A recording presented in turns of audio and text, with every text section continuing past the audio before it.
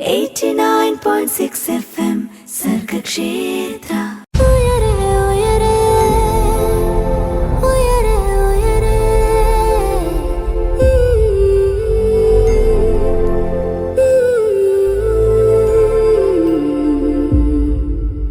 സർഗക്ഷേത്ര 89.6 FM-ൽ ഉയരെയാണ്. പറക്കാൻ കൊതിക്കുന്നവർക്ക് ചിറകായി ഉയരെ. നമ്മൾ ഇന്ന് ഉയരയിൽ പൊളിറ്റിക്കൽ സയൻസ് എന്ന സബ്ജക്റ്റിനെ കുറിച്ചാണ് നമ്മൾ ഇന്ന് കേട്ടറിയാനായിട്ട് പോകുന്നത്. നമ്മളിപ്പം 10th നമുക്കൊരു പേടി സ്വപ്നം, അല്ലെങ്കിൽ നമ്മൾ എന്നും ഇങ്ങനെ ചിരി ഒരു 1 hand ഡിസ്റ്റൻസിലൊക്കെ ഞാൻ നിന്നിട്ടുണ്ടായിരുന്നു. പക്ഷെ പിന്നീട് +2 ഒക്കെ കയറിയ സമയത്ത് ഞാൻ ഹ്യൂമാനിറ്റീസ് ആയിരുന്നു. അത് പഠിക്കുന്ന സമയത്ത് നമുക്ക് പൊളിറ്റിക്കൽ സയൻസിനെ കുറിച്ച് കൂടുതൽ കാര്യങ്ങൾ ഒക്കെ നമ്മൾ കേട്ടറിയും, അല്ലെങ്കിൽ അതിൽ നിന്ന് നമ്മൾ അറിഞ്ഞിരിക്കേണ്ട, ആസ് എ സിറ്റിസൺ നമ്മൾ അറിഞ്ഞിരിക്കേണ്ട കുറേ കാര്യങ്ങളുണ്ട്. അതൊക്കെ നമ്മൾ പൊളിറ്റിക്കൽ സയൻസിൽ നിന്ന് നമ്മൾ പഠിക്കുന്നു.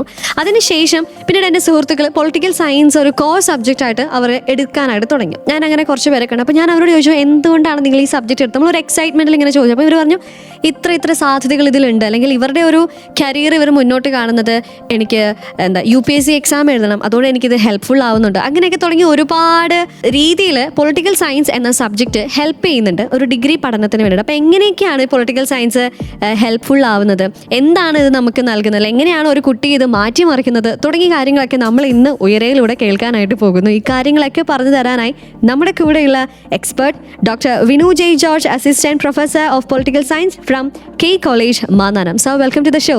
Thank you very much. So yes, political science എന്ന ഒരു വിഷയത്തെക്കുറിച്ച് നമ്മൾ ഇന്ന് സംസാരിക്കാനായിട്ട് പോവാണ്.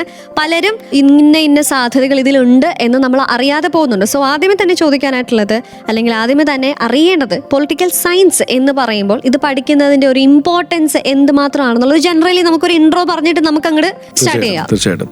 അല്ല, പൊളിറ്റിക്കൽ സയൻസ് എന്നുള്ളൊരു വിഷയത്തെക്കുറിച്ച് പൊതുവിൽ, പ്രത്യേകിച്ച് നമ്മൾ ഈ ഒരു സൗത്ത് ഇന്ത്യയിൽ നിൽക്കുന്ന ഒരു സാഹചര്യത്തിൽ മലയാളികൾക്ക് വലിയ ധാരണയില്ല എന്നുള്ള കാര്യമാണ് യാഥാർത്ഥ്യം. കാരണം നമുക്ക് പൊതുവിൽ ഇവിടെ മാർക്ക് കുറഞ്ഞവർ പൊയ്ക്കൊണ്ടിരുന്ന ഒരു കോഴ്സ് സ്ട്രീമായിരുന്നു political science. BA political science, MA political science ഒക്കെ ഇങ്ങനെയായിരുന്നു. പക്ഷെ നിലവിൽ മാറ്റം വരുന്നുണ്ട്. അപ്പോൾ എന്താണ് പൊളിറ്റിക്കൽ സയൻസ് എന്ന് വെച്ച് കഴിഞ്ഞാൽ അടിസ്ഥാനപരമായിട്ട് രാഷ്ട്രത്തെക്കുറിച്ചും രാഷ്ട്രത്തിൻ്റെ നയരൂപീകരണങ്ങളെക്കുറിച്ചൊക്കെയുള്ള പഠനമാണ് ബേസിക്കലി നമ്മൾ പൊളിറ്റിക്കൽ സയൻസിൽ ഉദ്ദേശിക്കുന്നത്. അപ്പോൾ അതിൻ്റെ പ്രാധാന്യം എന്താണെന്ന് വെച്ചാൽ അത് കുറച്ചൊരു വിശദമായിട്ട് പറയേണ്ട കാര്യമാണ്. നമുക്ക് എന്തൊക്കെ മേഖലകളിലൂടെ പോകാം, എവിടെയൊക്കെയുണ്ട്, അതിൻ്റെ ഐച്ഛിക വിഷയമായിട്ട് എടുക്കുമ്പോൾ ഏതൊക്കെ മേഖലയിലേക്ക് നമുക്ക് പടരാം എന്നുള്ള കാര്യമൊക്കെ നമുക്ക് വഴിയെ സംസാരിക്കാവുന്ന കാര്യമാണ്. ബേസിക്കലി നമുക്ക് ഇതിലൊരു അഭിരുചി കണ്ടെത്തേണ്ടതുണ്ട് എന്നുള്ളതാണ് ആദ്യത്തെ കാര്യം. അത് അങ്ങനെയുള്ള കുട്ടികൾ ഈ അഭിരുചി കണ്ടെത്തേണ്ടത് ഒരുപക്ഷെ സ്കൂൾ തലത്തിൽ നിന്ന് കണ്ടെത്തേണ്ട ഒരു കാര്യമാണ്. ഇപ്പം പൊളിറ്റിക്കൽ സയൻസിനെ ഒരു സമദൂരം പാലിച്ചുകൊണ്ട് കണ്ടുവന്ന് ഇപ്പം ജോ പറഞ്ഞതുപോലെ തന്നെ ചിലർക്ക് ഒരു പേടിയുണ്ടായിരിക്കും, എന്താ സംഭവം എന്ന് മനസ്സിലാക്കാനുള്ളൊരു പേടിയുള്ള ഒരു ആളുകളുണ്ട്. അത് മനസ്സിലാക്കി കഴിയുമ്പോൾ ആയിരിക്കും മനസ്സിലാകുന്ന ഒരുപക്ഷെ ഇതായിരുന്നു എനിക്ക് കുറച്ചുകൂടെ പെട്ടെന്ന് മനസ്സിലാക്കാൻ കഴിയുന്ന ഒരു വിഷയം എന്നൊക്കെ അതൊന്ന് അറിഞ്ഞു കഴിയുമ്പോഴത്തേക്ക് നമുക്ക് പിടികിട്ടുള്ളൂ. അപ്പം അത് അറിയാൻ വേണ്ടിയിട്ട് ഒരുപക്ഷെ സ്കൂൾ തലത്തിലുള്ള അധ്യാപകർക്ക് സഹായിക്കാൻ പറ്റും. പിന്നീടാണ് നമ്മൾ അതിൻ്റെ ഒരു ഓപ്ഷണൽ സബ്ജക്റ്റൊക്കെ എടുക്കുന്ന ഒരു സാഹചര്യം വരുന്നത്. അപ്പോൾ അത് എടുക്കുമ്പോൾ പിന്നെ എന്തെടുക്കണം, ഏത് കോഴ്സ് എടുക്കണം, എവിടെ എടുക്കണം എന്നുള്ളതൊക്കെ രണ്ടാമത്തെ വിഷയമാണ്. അപ്പോൾ അതാണ് അതിൻ്റെ അകത്തെ ഒരു അടിസ്ഥാന കാര്യം. നിങ്ങൾക്ക് അഭിരുചി ഉണ്ടോ എന്നുള്ള കാര്യം മനസ്സിലാക്കുക എന്നുള്ളതാണ് ഒന്നാമത്തെ കാര്യം. അഭിരുചി ഉണ്ട് എന്ന് മനസ്സിലാക്കി കഴിഞ്ഞാൽ പിന്നെ എന്ത് വേണം എന്നുള്ളതാണ് രണ്ടാമത്തെ വിഷയം. ഓക്കെ, അപ്പോൾ എന്തായാലും നമ്മുടെ വിനു സാർ ഇതിൻ്റെ ഒരു ആപ്റ്റിറ്റ്യൂഡിനെ കുറിച്ച് സംസാരിച്ചു. അപ്പോൾ എനിക്കൊന്ന് ഇനി എന്നാൽ പിന്നെ പൊളിറ്റിക്കൽ സയൻസ് എന്ന വിഷയം തിരഞ്ഞെടുക്കുന്നവർക്ക് വേണ്ട ആപ്റ്റിറ്റ്യൂഡ് എന്താണെന്നുള്ളത് നമുക്കൊന്ന് വിശദമായിട്ട് പാട്ടുകൾക്ക് ശേഷം കേട്ടറിയാം. സർഗക്ഷേത്ര 89.6 FM-ൽ ഉയരയിലൂടെ. കൂടെയുള്ളത് ജോ ആണ്. 89.6 FM സർഗക്ഷേത്ര.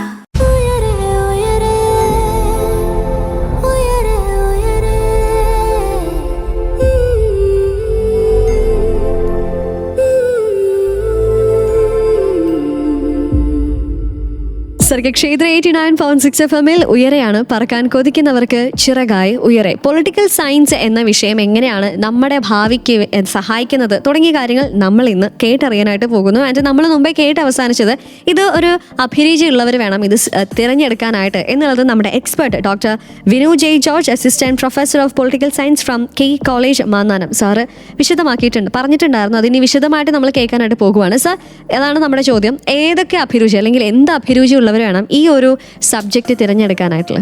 പൊതുവിൽ സ്കൂളിൽ പഠിക്കുമ്പോൾ നമ്മൾ ഒരു ഹൈസ്കൂൾ കാലഘട്ടം മുതൽ നമ്മൾ സോഷ്യൽ സയൻസസ് പഠിക്കാൻ തുടങ്ങും, സജീവമായിട്ട് പഠിക്കാൻ തുടങ്ങും. അതിന് മുമ്പ് നമുക്ക് സോഷ്യൽ സയൻസ് ഉണ്ടാവും, അവിടെ ജിയോഗ്രഫി ഉണ്ടാവും, സിവിക്സ് ഉണ്ടാവും. എങ്കിലും കുറച്ചുകൂടെ കാര്യമായിട്ട് പ്രസക്തമായിട്ടുള്ള വിഷയങ്ങളൊക്കെ നമ്മൾ സംസാരിച്ചു തുടങ്ങുന്നു. പഠിക്കുന്നതൊക്കെ 8ാം ക്ലാസ് മുതൽ ഹൈസ്കൂൾ ആകുമ്പോഴത്തേക്ക് നമ്മൾ പഠിച്ചു തുടങ്ങും. അപ്പോൾ തന്നെ നമുക്ക് നിരവധി വിഷയങ്ങൾ പഠിക്കാനുണ്ടല്ലോ. ഇപ്പം മാത്തമാറ്റിക്സ് ഉണ്ട്, സയൻസസ് ഉണ്ട്. അപ്പോൾ അക്കൂട്ടത്തിൽ ഹിസ്റ്ററിയും സിവിക്സും ഒക്കെ പഠിക്കുമ്പോൾ അതിൽ കൂടുതൽ സ്കോർ ചെയ്യുന്നുണ്ടെങ്കിൽ അവിടെ തന്നെ നമുക്ക് മനസ്സിലാക്കാൻ നമുക്കത് കുഴപ്പമില്ല, പ്രശ്നമില്ലാത്തൊരു വിഷയമാണെന്ന് മനസ്സിലാക്കാൻ കഴിയും. അത് തിരിച്ചറിയുന്ന അധ്യാപകർ ഒരുപക്ഷെ കുറച്ചുകൂടെ അവർക്ക് ഒരു പൊതുവായനയിലേക്ക് അവരെ നയിക്കുവാണെങ്കിൽ നമ്മുടെ പത്രവായനയും അല്ലെങ്കിൽ ജനറൽ കറണ്ട് അഫയേഴ്സും അല്ലെങ്കിൽ അത്തരത്തിലുള്ള വിഷയങ്ങൾ പൊതു ലോകകാര്യങ്ങളെക്കുറിച്ചൊക്കെ ഒരു ധാരണ പകർത്താനുള്ള രീതിയിലുള്ള വായന മെറ്റീരിയൽ കൊടുക്കുവാണെങ്കിൽ ഒരുപക്ഷെ നമ്മൾ വീണ്ടും അതിലേക്ക് കൂടുതൽ അടുക്കുന്നു തോന്നിക്കഴിഞ്ഞാൽ മനസ്സിലാക്കുക അത് നിങ്ങളുടെ മേഖലയാണ്. പിന്നെ മാർക്ക് കൂടുന്നു എന്നതുകൊണ്ട് അതാണ് നിങ്ങളുടെ മേഖല എന്ന് ഉറപ്പാക്കാൻ കഴിയില്ല. കാരണം മറ്റെല്ലാ വിഷയങ്ങൾക്കും മാർക്കുള്ളതുപോലെ തന്നെ സോഷ്യൽ സയൻസ് മാർക്ക് കിട്ടുന്നതാണ്. സോഷ്യൽ സയൻസ് സ്കോർ ചെയ്യാൻ എളുപ്പമുള്ളൊരു വിഷയമായതുകൊണ്ടും മാത്തമാറ്റിക്സിനും സയൻസിനും സ്കോർ ചെയ്യുന്നവർ സോഷ്യൽ സയൻസ് സ്കോർ ചെയ്യാറുണ്ട്. ഇപ്പം അവിടെ എൻ്റെ ഉദാഹരണം ഞാൻ പറയാം. ഞാൻ ഈ 10th വരെ പഠിച്ച സമയത്ത് എല്ലാത്തിനും അത്യാവശ്യം മോശമല്ലാതെ മാർക്കുണ്ടായിരുന്നു. അപ്പോഴും പൊളിറ്റിക്കൽ സയൻസ് ആയിരുന്നു എൻ്റെ മുമ്പോട്ടുള്ള ഒരു കരിയർ പാത്വേ എന്ന് എനിക്കറിയില്ലായിരുന്നു. +1 +2 ചെന്ന് മാത്തമാറ്റിക്സിനും സയൻസസിൻ്റെ സ്ട്രീമിൽ പോയപ്പോഴത്തേക്കും ചെറിയ ബുദ്ധിമുട്ട് നേരിട്ടപ്പോഴാണ് എനിക്ക് മനസ്സിലായത് അതല്ലായിരുന്നു എൻ്റെ മേഖല. അപ്പോൾ അതൊരു എലിമിനേഷൻ സ്ട്രാറ്റജിയും കൂടെ ആയിരുന്നു. പിന്നീടാണ് BA പൊളിറ്റിക്കൽ സയൻസ് എടുത്തത്. അപ്പോൾ ഈ അഭിരുചി മനസ്സിലാക്കാൻ നമുക്ക് പൊതുവിഷയങ്ങൾ, ലോകകാര്യങ്ങൾ, നമ്മൾ പൊതുവായിട്ട് നമ്മൾ സർക്കാരുമായിട്ട് ബന്ധപ്പെട്ട വിഷയങ്ങൾ അല്ലെങ്കിൽ നമ്മുടെ ചുറ്റുപാടും നടക്കുന്ന സാമൂഹിക വിഷയങ്ങൾ, ഇതിലൊക്കെ നമുക്ക് പ്രത്യേക താല്പര്യം ഉണ്ടെന്ന് തിരിച്ചറിയാൻ വലിയ പാടൊന്നുമില്ല. അത് കൂടുതൽ ഇൻക്വിസിറ്റീവ് ആകും. നമ്മൾ ആ വിഷയങ്ങൾ പഠിക്കാൻ ആഗ്രഹം കാണിക്കും. ഇപ്പോൾ ഒരു സമരം ഉണ്ടെങ്കിൽ അല്ലെങ്കിൽ പൊതുവായിട്ടൊരു രാഷ്ട്രീയ പ്രതിസന്ധി എവിടെയെങ്കിലും ഉണ്ടെങ്കിൽ അല്ലെങ്കിൽ ആഗോളതലത്തിൽ ഇപ്പോൾ ഗാസ പോലുള്ള ഇസ്രായേൽ പലസ്തീൻ വിഷയം പോലുള്ള ഇന്ത്യ പാകിസ്ഥാൻ വിഷയം പോലുള്ള വിഷയങ്ങളിലൊക്കെ നമ്മൾ കൂടുതൽ താല്പര്യത കാണിക്കുന്നുണ്ടെങ്കിൽ മനസ്സിലാക്കുക അതിൽ പഠിക്കാൻ ആഗ്രഹമുണ്ട് എന്നുള്ള കാര്യം മനസ്സിലാക്കുക. അത് അധ്യാപകരുടെ ചുമതലയാണ്. ഹൈസ്കൂൾ തലം മുതലേ അധ്യാപകർ ആ കഴിവ് തിരിച്ചറിഞ്ഞ് ആ കുട്ടിയെ അതിലേക്ക് എത്തിക്കുക എന്നുള്ളത് അധ്യാപകരുടെ ചുമതലയാണ്. രണ്ടാമത്തെ ചുമതലയാണ് എനിക്ക് തോന്നുന്നത് മാതാപിതാക്കളുടേത്. മാതാപിതാക്കളും വളരെ സജീവമായിട്ട് ഈ കുട്ടികളുടെ ഈ അധ്യാപനത്തിൽ അല്ലെങ്കിൽ കുട്ടികളുടെ പഠനത്തിൽ ഒരു ശ്രദ്ധ കൊടുക്കുകയാണെങ്കിൽ മനസ്സിലാവും നിങ്ങൾക്ക് ഏത് മേഖലയാണ് തിരഞ്ഞെടുക്കേണ്ടതെന്ന് കുട്ടികൾക്ക് മനസ്സിലാക്കാൻ പറ്റും. ശരിക്കും അവർക്ക് ആ പാത്വേ ക്ലിയർ ചെയ്ത് കൊടുക്കുക എന്നുള്ള ചുമതല അധ്യാപകർക്കും മാതാപിതാക്കൾക്കും ഉണ്ടാകും. അല്ലാതെ ഒരു പരിധിക്കപ്പുറത്തോട്ട് അവർക്ക് ഓൺലൈൻ റിസോഴ്സ് ഒന്നും ഡിപ്പെൻഡ് ചെയ്യാൻ പറ്റില്ല. നിങ്ങളുടെ അഭിരുചി കാണുന്നത് നിങ്ങളുടെ സംസാരത്തിലും നിങ്ങളുടെ പ്രവൃത്തിയിലും നിങ്ങളുടെ സ്കോറിങ്ങിലും ഒക്കെയാണ്. അത് ഒന്ന് തിരിച്ചറിയാൻ വേണ്ടി അധ്യാപകരും മാതാപിതാക്കളും ശ്രമിച്ചു കഴിയുമ്പോൾ കുട്ടികൾക്കും വളരെ എളുപ്പമാകും. ഇതാണ് എൻ്റെ കരിയർ പാത്വേ എന്ന് മനസ്സിലാക്കാൻ സാധിക്കും എന്നാണ് എനിക്ക് തോന്നുന്നത്. അപ്പോൾ അഭിരുചി മനസ്സിലാക്കാൻ സ്കൂൾ തലം മുതലേ, പ്രത്യേകിച്ച് ഹൈസ്കൂൾ തലം മുതലേ നിങ്ങളുടെ അധ്യാപകർക്കും മാതാപിതാക്കളും സാധിക്കും എന്നാണ് എനിക്ക് തോന്നുന്നത്. മൂന്നാമത് കുട്ടികൾ വരുന്നുള്ളൂ. അവർക്ക് പറഞ്ഞു കൊടുത്തു കഴിഞ്ഞാൽ അവർക്ക് മനസ്സിലാവുള്ളൂ ഇതാണ് നിങ്ങളുടെ മേഖല എന്നുള്ളത്. അല്ലെങ്കിൽ അവർ തന്നെ കണ്ടെത്തുമ്പോൾ കുറച്ച് വൈകിപ്പോയേക്കും. കുറച്ച് സമയമെടുത്താണെങ്കിലും തിരിച്ചറിയും. പക്ഷേ അതിനു മുൻപ് മാതാപിതാക്കളായിക്കോട്ടെ അതുപോലെ തന്നെ അധ്യാപകരും കുട്ടികളെ അതൊന്ന് ശ്രദ്ധിക്കുക എന്നുള്ളൊരു കാര്യം. ഹൈസ്കൂൾ ലെവലിലുള്ള അധ്യാപകർക്ക് വലിയ റോൾ ഉണ്ടെന്നുള്ളത് ഞാൻ മനസ്സിലാക്കുന്നത്. നമ്മൾ കാണുന്ന കുട്ടികളുടെ നമ്മളുടെ ഇപ്പോൾ ഡിഗ്രി വിദ്യാർത്ഥികളെ കാണുമ്പോഴും പോസ്റ്റ് ഗ്രാജുവേഷൻ വിദ്യാർത്ഥികൾ കാണുമ്പോൾ ഈവൻ ഗവേഷണ വിദ്യാർത്ഥികൾ കാണുമ്പോഴൊക്കെ ചിലർ പറയാറുണ്ട് എനിക്കതായിരുന്നു താല്പര്യം, ഞാൻ കുറേ കാലം വേറൊരു മേഖലയോടെ പോയിട്ട് തിരിച്ചു വന്നാന്ന് യൂട്ടേൺ എടുത്ത് വന്നാന്നൊക്കെ പറയാറുണ്ട്. അപ്പോൾ ഹൈസ്കൂൾ അധ്യാപകർക്ക്, സ്കൂൾ അധ്യാപകർക്ക് വലിയൊരു പങ്കുണ്ടെന്നുള്ളതാണ് എനിക്ക് മനസ്സിലാക്കുന്നത്. ഞാൻ ഒരു കാര്യം സാറിനോട് ചോദിച്ചോട്ടെ. സാർ ഇപ്പം കോളേജിൽ പഠിപ്പിക്കുന്നുണ്ട്. സോ ഈ ഒരു കോഴ്സിലേക്ക് വരുന്ന കുട്ടികൾ അവരുടെ ഒരു അപ്രോച്ച് എങ്ങനെയാണ്, ഈ ഒരു സബ്ജക്റ്റിനോടുള്ള ഒരു അപ്രോച്ച്? അത് നമ്മുടെ ഒരു സാഹചര്യത്തിൽ ഇപ്പോൾ KE കോളേജിൽ പഠിപ്പിക്കുന്ന സാഹചര്യത്തിൽ political science BA political science stream എടുത്ത് വരുന്ന കുട്ടികളില്ലായിരുന്നു. ഇപ്പോൾ പുതിയ സിലബസ് പാറ്റേൺ വന്നപ്പോൾ 4 year UG പ്രോഗ്രാം വന്നപ്പോഴാണ് കൂടുതലും പൊളിറ്റിക്കൽ സയൻസിൻ്റെ സ്പെസിഫിക് കോഴ്സുകൾ എനിക്ക് കൂടുതൽ ഓഫർ ചെയ്യാൻ സാധിച്ചു. ഞാൻ അതിന് മുമ്പത്തെ അവസ്ഥയും പറയാം, ഇപ്പോഴത്തെ അവസ്ഥയും പറയാം. അതിന് മുൻപിലത്തെ അവസ്ഥയെന്ന് വെച്ചാൽ പലരും അവിടെ BA എക്കണോമിക്സും BA ഇംഗ്ലീഷ് ലിറ്ററേച്ചറും പഠിക്കുന്നവർക്കായിരുന്നു ഞാൻ എൻ്റെ കോഴ്സ് പഠിപ്പിച്ചിരുന്നത്. അപ്പോഴും ഇത് എന്താണെന്ന് പലർക്കും അറിയില്ലായിരുന്നു. കാരണം +2 ഐച്ഛിക വിഷയമായിട്ട് പൊളിറ്റിക്കൽ സയൻസ് പഠിക്കാത്തവരുണ്ട്. ഹ്യൂമാനിറ്റീസ് പഠിച്ചിട്ടുണ്ടെങ്കിൽ പോലും പൊളിറ്റിക്കൽ സയൻസ് പഠിക്കാത്തവരുണ്ടായിരുന്നു. അപ്പോൾ പഠിച്ച് തുടങ്ങി കഴിയുമ്പോഴേക്കാണ് ഇത് ഇങ്ങനൊരു സംഗതിയാണെന്നുള്ള കാര്യം പലർക്കും മനസ്സിലാകുന്നത്. എന്ന് വെച്ചാൽ ഇപ്പോൾ ഹ്യൂമാനിറ്റീസ് മാനവിക വിഷയമാണെന്നും മനുഷ്യരെ നേരിട്ട് ബാധിക്കുന്ന പല വിഷയങ്ങളും ഇവിടെ ചർച്ച ചെയ്യുന്നുണ്ട് എന്നുള്ളതും സ്വാതന്ത്ര്യവും ജനാധിപത്യവും നീതിബോധവും അല്ലെങ്കിൽ സർക്കാരുകളുടെ പ്രവർത്തനവും നയരൂപീകരണവും ഒക്കെ അവർക്ക് മനസ്സിലാക്കാൻ കഴിയുന്ന വിധത്തിൽ പഠിപ്പിക്കുന്ന അല്ലെങ്കിൽ പഠനത്തിൻ്റെ ഒരു ശാഖയായിട്ട് നിലവിലുണ്ടെന്നൊക്കെ മനസ്സിലാക്കി കഴിയുമ്പോൾ പലരും വളരെ പോസിറ്റീവായിട്ട് അതിനെ കാണാറുണ്ട്. നല്ലപോലെ സ്കോർ ചെയ്തിട്ടുണ്ട് കുട്ടികൾ. നല്ല ഡിസ്കഷൻ ക്ലാസ്സുകൾ നടക്കാറുണ്ട്. സജീവമായിട്ടുള്ള രാഷ്ട്രീയ ബോധമുള്ള കുട്ടികളെ അല്ലെങ്കിൽ ഒരു തലമുറയെ വളർത്തിയെടുക്കുന്നതിൻ്റെ അകത്ത് പൊളിറ്റിക്കൽ സയൻസ് എന്ന വിഷയത്തിന് വലിയ പങ്കുണ്ടെന്ന് ഉറച്ചു വിശ്വസിക്കുന്ന ഒരു പൊളിറ്റിക്കൽ സയൻസ് വിദ്യാർത്ഥി കൂടെയാണ് ഞാൻ. അത് ഈ കാലത്തിനിടയിൽ എനിക്ക് മനസ്സിലായിട്ടുള്ളൊരു കാര്യമാണ്. BA എക്കണോമിക്സ് പഠിച്ച കുട്ടികളും BA ഇംഗ്ലീഷ് ലിറ്ററേച്ചർ പഠിച്ച കുട്ടികളൊക്കെയാണ് എനിക്ക് കൂടുതൽ ഉണ്ടായിരുന്നുള്ളതെങ്കിൽ പോലും പലരും ഐച്ഛിക വിഷയമായിട്ട് പിന്നെ പോസ്റ്റ് ഗ്രാജുവേഷൻ പൊളിറ്റിക്കൽ സയൻസ് പോയവരെ എനിക്കറിയാം. പിന്നെ നിയമമേഖലയിൽ LLB പഠിക്കാൻ പോയവരും പിന്നീട് LLM പഠിക്കാൻ പോയവരൊക്കെ എനിക്കറിയാം. PhD ചെയ്യുന്നവരെ എനിക്കറിയാം. അപ്പം അത് കുട്ടികൾക്ക് ഒരു അഭിരുചി തിരിച്ചറിയാൻ വേണ്ടിയിട്ട് കോളേജിലേക്ക് എത്തുമ്പോൾ കുറച്ച് എളുപ്പമായി. കാരണം കുറച്ചൊരു വിശാലമായിട്ടുള്ളൊരു അറിവ് നിർമ്മാണം അവിടെ നടക്കുന്നുണ്ട്.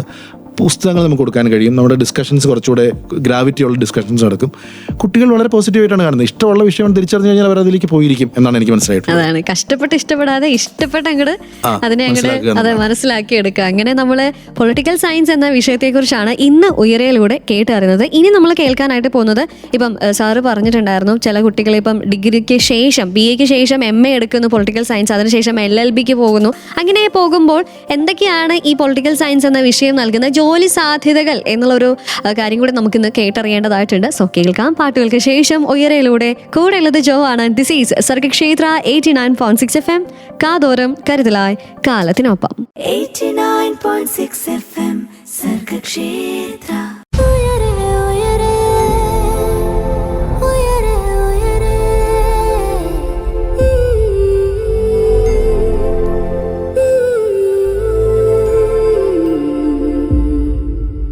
പറക്കാൻ കൊതിക്കുന്നവർക്ക് ചിറകായി ഉയരെ. കൂടെയുള്ളത് ജോ ആണ്. കേട്ടുകൊണ്ടിരിക്കുന്നത് സർഗക്ഷേത്ര 89.6 FM. ഇന്ന് നമ്മുടെ കൂടെയുള്ള special guest doctor Vinu J George, assistant professor of political science from K college Mannanam. Sir, നമ്മൾ ഈ ഒരു പൊളിറ്റിക്കൽ സയൻസ് എന്ന വിഷയത്തെ കുറിച്ച് നമ്മൾ സംസാരിച്ചുകൊണ്ടിരിക്കുമ്പോൾ ഇപ്പം നമ്മൾ കേട്ടുകൊണ്ടിരിക്കുന്ന ഒരുപാട് പേരുടെ മാതാപിതാക്കളുണ്ട്, കുട്ടികളുണ്ട്, അല്ലെങ്കിൽ വിദ്യാർത്ഥികളുണ്ട്. ഇപ്പോൾ +2 പഠിക്കുന്നവരുണ്ട്, 10ാം ക്ലാസ്സിൽ പഠിക്കുന്നവർ കേൾക്കുന്നുണ്ടായിരിക്കും, അല്ലെങ്കിൽ political science as A main subject ആയിട്ട് ഡിഗ്രി തലത്തിൽ എടുത്തവരുണ്ടായിരിക്കും. സോ ചില സമയങ്ങളിൽ ഇവർ ചിലപ്പം പഠിക്കാൻ വേണ്ടി ആഗ്രഹത്തോടുകൂടി വന്നവർക്ക് ഒരു ഐഡിയ ഉണ്ടായിരിക്കും, ഇന്നതൊക്കെയാണ് ഇവർക്കുള്ള ഒരു കരിയർ എന്നുള്ളത് മനസ്സിലാക്കും. അല്ലെങ്കിൽ ഇത് എടുക്കാനായിട്ട് താല്പര്യമുള്ള കുട്ടികളുണ്ടായിരിക്കും, അവർക്ക് ഇത് എന്തൊക്കെയാണ് കരിയർ എന്നുള്ളത് ഇവർക്ക് അറിയേണ്ടതായിട്ടുണ്ട്. മാതാപിതാക്കളാണെങ്കിലും ഏതൊരു സബ്ജക്റ്റ് എടുത്താലും അവരുടെ പോയിന്റ് ഓഫ് വ്യൂ എന്ന് പറയുന്നത് നല്ലൊരു ജോലി കിട്ടുന്നതാണോ എന്നുള്ളതാണ് മാതാപിതാക്കൾ നോക്കുന്നത്. സോ ഈ ഒരു പൊളിറ്റിക്കൽ സയൻസ് ഒരു മെയിൻ വിഷയമായിട്ട് എടുക്കുന്ന കുട്ടിയുടെ കരിയർ അല്ലെങ്കിൽ എന്തൊക്കെ ജോലി സാധ്യതകളാണ് നൽകുന്നത് എന്നുള്ളതൊന്ന് പറയാമോ?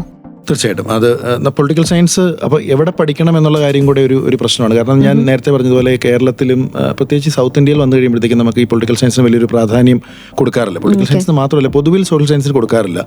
സോഷ്യോളജിക്കാണെങ്കിലും ഇപ്പോൾ എക്കണോമിക്സിന് കുറച്ചുകൂടെ ഒരു ആളുകൾക്ക് ഒരു ധാരണ വന്നിട്ടുണ്ട്. എക്കണോമിക്സ് കുറച്ചുകൂടെ പ്രോമിസിംഗ് ആണ്, കുറച്ചുകൂടെ കരിയർ ഓറിയന്റഡ് ആണെന്നൊക്കെ മനസ്സിലാവുന്നുണ്ട്. അപ്പം ഇത് ഒരു മാനവിക വിഷയത്തിന് കിട്ടേണ്ട ഒരു പരിഗണന പൊതുവിൽ ലോകം മുഴുവൻ കിട്ടുന്ന ഒരു പരിഗണന നമ്മുടെ ഈ പ്രദേശത്ത് കിട്ടാറില്ല. പക്ഷേ അതേസമയം ഡൽഹി പോലുള്ള സ്ഥലങ്ങളിൽ ഇപ്പോൾ നമ്മുടെ കട്ട് ഓഫ് മാർക്ക് നോക്കുകയാണെങ്കിൽ 99% കട്ട് ഓഫ് മാർക്കിലാണ് പലയിടത്തും. സെയിൻറ്റ് സ്റ്റീഫൻസ് പോലുള്ള കോളേജുകൾ, അല്ലെങ്കിൽ ഡൽഹി യൂണിവേഴ്സിറ്റിയിലെ പല കോളേജുകളിലും അങ്ങനെ അത്രമാത്രം ഹയർ കട്ട് ഓഫ് മാർക്കിലാണ് എടുക്കുന്നത്. അപ്പോൾ അത്രമാത്രം പ്രാധാന്യം ഉണ്ടെന്ന് അവർക്ക് അറിയുന്നതുകൊണ്ടാണ്. അപ്പോൾ ഇത് ഉണ്ട് എന്ന് അറിയുന്ന കുട്ടികൾ ഇവിടെ വരുന്നു. ഇപ്പോൾ BA പൊളിറ്റിക്കൽ സയൻസ് പഠിക്കാൻ, അല്ലെങ്കിൽ MA പൊളിറ്റിക്കൽ സയൻസ് പഠിക്കാൻ വേണ്ടി വരുന്നവർ, എനിക്ക് തോന്നുന്നത് BA പൊളിറ്റിക്കൽ സയൻസ് ഞാനിപ്പോൾ മഹാത്മാഗാന്ധി യൂണിവേഴ്സിറ്റിയിൽ നിരവധി കോളേജുകളിലുണ്ട്. അതിനെക്കുറിച്ച് ഞാൻ കോളേജുകളുടെ കാര്യം പറയുന്നില്ലെങ്കിൽ പോലും നിരവധി കോളേജുകളിൽ നിങ്ങൾക്ക് BA പൊളിറ്റിക്കൽ സയൻസ് പഠിക്കാം. എല്ലാ എയ്ഡഡ് കോളേജുകളിലും, ഇതുള്ള എയ്ഡഡ് കോളേജുകളിലും വളരെ പ്രഗത്ഭരായിട്ടുള്ള അധ്യാപകരുണ്ട്. അപ്പോൾ അവർക്ക് കൃത്യമായിട്ടുള്ള ഒരു ധാരണ പകർന്നു കൊടുക്കും. പിന്നീട് അത് കഴിഞ്ഞിട്ട് ഒരു ഹയർ സ്റ്റഡീസിലേക്ക്, നമ്മൾ BA കഴിഞ്ഞിട്ട് പോകുന്നതിന് നമുക്ക് ഹയർ സ്റ്റഡീസ് എന്ന് പറയാം. അപ്പോൾ MA ലെവലിലേക്ക് പോകണോ, അതോ LLBയിലേക്ക് പോകണോ, അതോ വേറെ എന്തെങ്കിലും ഫീൽഡിലേക്ക് പോകണം. അപ്പോൾ MA എന്തൊക്കെ ഓപ്പർച്യൂണിറ്റീസ് ആണ് ഉള്ളത്. അപ്പോൾ MA ഇൻ പൊളിറ്റിക്കൽ സയൻസ്, ഞാൻ MA ഇൻ പൊളിറ്റിക്കൽ സയൻസ് പഠിച്ച ഒരാളാണ്. ഞാൻ MA പൊളിറ്റിക്കൽ സയൻസ് പഠിക്കുമ്പോൾ തന്നെ MA ഇൻ ഇന്റർനാഷണൽ റിലേഷൻസ് പഠിക്കണം എന്ന ആഗ്രഹം ഉണ്ടായിരുന്ന ഒരാളായിരുന്നു. ഇന്റർനാഷണൽ റിലേഷൻസ് അകത്താണ് നമുക്ക് വെസ്റ്റ് ഏഷ്യൻ സ്റ്റഡീസ് ഉണ്ട്, അല്ലെങ്കിൽ റഷ്യൻ സ്റ്റഡീസ് ഉണ്ട്, സൗത്ത് ഏഷ്യ ഉണ്ട്, അങ്ങനെ പല മേഖലകളുണ്ട്. അപ്പോൾ ഇതെവിടെ പോകണം എന്നുള്ള കാര്യത്തിലൊക്കെ അത് നമുക്കിപ്പോൾ ഇപ്പോഴത്തെ ഒരു സാഹചര്യത്തിൽ വലിയ ബുദ്ധിമുട്ടൊന്നുമില്ല. ഡിഗ്രി പഠിക്കുന്ന കുട്ടികൾക്ക് നമുക്ക് ഓൺലൈൻ റിസോഴ്സ് ഉണ്ട്, നമുക്കെല്ലാം ചുമ്മാ ചോദിച്ചു കഴിഞ്ഞാൽ തന്നെ AI ടൂൾസൊക്കെ നമുക്ക് പറഞ്ഞു തരും എവിടെയൊക്കെ ഉണ്ട്, അല്ലെങ്കിൽ നമുക്ക് വെബ്സൈറ്റുകളിൽ പോകാൻ പറ്റും. അങ്ങനെ ഉള്ളപ്പോൾ എനിക്ക് തോന്നുന്നു MA പഠിക്കുമ്പോൾ, MA പൊളിറ്റിക്കൽ സയൻസ് പഠിക്കാൻ പോവുകയാണെങ്കിൽ നമുക്ക് ഇപ്പോൾ ജവഹർലാൽ നെഹ്റു യൂണിവേഴ്സിറ്റി പോലുള്ള ലോകം മുഴുവൻ വിഖ്യാതമായിട്ടുള്ള, അത് നമുക്ക് സെൻട്രൽ യൂണിവേഴ്സിറ്റി, അപ്പോൾ 2 തരം യൂണിവേഴ്സിറ്റികൾ പ്രധാനമായിട്ടുണ്ട്. 3 ഉണ്ട് സത്യം പറഞ്ഞാൽ. ഒന്ന് സെൻട്രൽ യൂണിവേഴ്സിറ്റീസ് എന്ന് പറയുന്ന യൂണിവേഴ്സിറ്റീസ് ഉണ്ട്. അത് ഒരു പാർലമെന്റ് ആക്ടോട് കൂടി പാസ്സായിട്ടുള്ള അല്ലെങ്കിൽ ഒരു സ്ഥാപിതമായിട്ടുള്ള യൂണിവേഴ്സിറ്റികളാണ്. JNU പോലുള്ള, ഡൽഹി യൂണിവേഴ്സിറ്റി പോലുള്ള, ഞാൻ സെൻട്രൽ യൂണിവേഴ്സിറ്റി ഓഫ് ഹൈദരാബാദ് പഠിച്ചയാളാണ്. ഹൈദരാബാദ് യൂണിവേഴ്സിറ്റി പോലുള്ള, പോണ്ടിച്ചേരി യൂണിവേഴ്സിറ്റി പോലുള്ള യൂണിവേഴ്സിറ്റികളുണ്ട്. കേരളത്തിലും സെൻട്രൽ യൂണിവേഴ്സിറ്റി ഉണ്ട്. പിന്നെ നമ്മുടെ മഹാത്മാഗാന്ധി യൂണിവേഴ്സിറ്റി പോലുള്ള സ്റ്റേറ്റ് യൂണിവേഴ്സിറ്റികളുണ്ട്. ഇവിടെ എല്ലാം MA കോഴ്സ് ഓഫർ ചെയ്യുന്നുണ്ട്. സ്വാഭാവികമായിട്ടും സെൻട്രൽ യൂണിവേഴ്സിറ്റി പഠിക്കുമ്പോൾ അതൊരു national level entrance examination clear ചെയ്തിട്ടാണ് നമ്മൾ അങ്ങോട്ട് ചെല്ലുന്നത്. അപ്പോൾ സ്വാഭാവികമായിട്ട് ആ ഒരു അക്കാഡമിക് ക്വാളിറ്റി കുറച്ചുകൂടി കൂടുതലായിരിക്കും. കാരണം രാജ്യത്തിലെ തന്നെ ഏറ്റവും മികച്ച വിദ്യാർത്ഥികളായിരിക്കും നിങ്ങളോടൊപ്പം എൻട്രൻസ് എഴുതുന്നത്. അതിലെ ഏറ്റവും സെലക്ടഡ് ആളുകളായിരിക്കും MAക്ക് അവിടെ ജോയിൻ ചെയ്യുന്നത്. അപ്പോൾ ആ ഒരു പിയർ ഗ്രൂപ്പ് വളരെ നല്ല പിയർ ഗ്രൂപ്പ് ആയിരിക്കും. നല്ലൊരു അക്കാഡമിക് ക്രൗഡ് ഉണ്ടാവും, നല്ല ഫാക്കൽറ്റി ഉണ്ടാവും. അങ്ങനെ അപ്പം MA എടുക്കുകയാണെങ്കിൽ നമുക്കിപ്പോൾ ഞാൻ പൊളിറ്റിക്കൽ സയൻസിൻ്റെ കാര്യം പറയുകയാണെങ്കിൽ JNU is the best in MA in political science. It has been the best. പിന്നെ ഇഷ്ടംപോലെ യൂണിവേഴ്സിറ്റികളുണ്ട്. ഡൽഹി യൂണിവേഴ്സിറ്റി ഉണ്ട്, ബനാറസ് ഹിന്ദു യൂണിവേഴ്സിറ്റി ഉണ്ട്, ജാമിയ മില്ലിയ ഉണ്ട്, ഹൈദരാബാദ് സെൻട്രൽ യൂണിവേഴ്സിറ്റി ഉണ്ട്. ഇവിടെയൊക്കെ MA ഇൻ പൊളിറ്റിക്കൽ സയൻസ് ഉണ്ട്. അതുപോലെ തന്നെ നിങ്ങൾ പൊളിറ്റിക്കൽ സയൻസ് പഠിക്കുമ്പോൾ എന്ത് ഭാവി ജോലി സാധ്യതയുള്ളതെന്ന് ചോദിച്ചു കഴിഞ്ഞാൽ അടിസ്ഥാനപരമായിട്ട് മലയാളിയോട് ചോദിക്കുമ്പോൾ നമുക്ക് മനസ്സിലാകുന്ന സാധ്യത ഒന്ന് അധ്യാപകനാകുക എന്നുള്ളതും 2 സിവിൽ സർവീസ് എന്നുള്ളതാണ്. ഇത് രണ്ടും സാധ്യത തന്നെയാണ്, സാധ്യത അല്ലെന്ന് ഞാൻ പറയുന്നില്ല. പക്ഷെ അത് മാത്രമല്ല സാധ്യതകൾ അതുകൊണ്ടാണ് ഈ പറയുന്ന ഈ ഒരു പൊളിറ്റിക്കൽ സയൻസ് ഐച്ഛിക വിഷയമാക്കുന്നതിനോട് പലർക്കും ഒരു മടിയുള്ളത്. ഈ 2 സാധ്യതകളേ ഉള്ളൂ. സിവിൽ സർവീസ് ക്രാക്ക് ചെയ്യുക എന്നുള്ള എളുപ്പമുള്ള കാര്യമല്ല, അല്ലെങ്കിൽ ടീച്ചിങ് പ്രൊഫഷനിലേക്ക് വരിക എന്നുള്ളത് അത്ര എളുപ്പമല്ല. ഒത്തിരി ജോലി സാധ്യതകൾ കുറവാണ്, വേക്കൻസീസ് കുറവാണെന്നൊക്കെയുള്ളൊരു പേടിയുണ്ട്.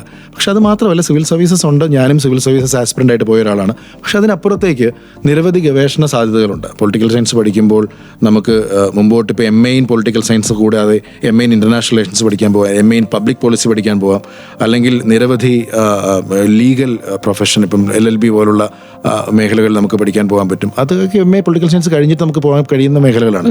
പിന്നെ കൂടാതെ ജേർണലിസം എന്ന് പറഞ്ഞൊരു മാസ് കമ്മ്യൂണിക്കേഷൻ എന്ന് പറഞ്ഞൊരു ഓപ്ഷനുണ്ട്. ഇതൊക്കെ പൊതുവിൽ ഇപ്പോൾ വളരെ ഇന്റർ ഡിസിപ്ലിനറി ആയിട്ട് പോകുന്ന ഒരു അക്കാഡമിക് സാഹചര്യം ഉള്ളപ്പോൾ കുട്ടികൾക്ക് നിരവധി അത്തരത്തിൽ പഠിക്കുവാനുള്ള സാഹചര്യങ്ങളുണ്ട്.